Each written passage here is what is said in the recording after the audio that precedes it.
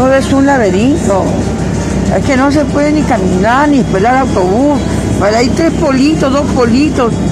Y tengo que esperar más de 2 horas para tomar el carro y ir a mi casa.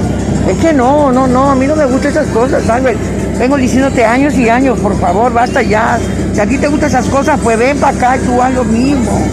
Haz lo que tú quieras, pero no me estés mandando a mí perder mi tiempo.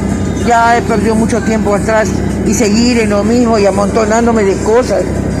Ni siquiera es capaz de acercarte con la mercadería. Oye, mira, tengo esto, escoge. No. Ahí está que ya no tienes ni dónde dormir, ya. Es que es el colmo. Eso no puede seguir así.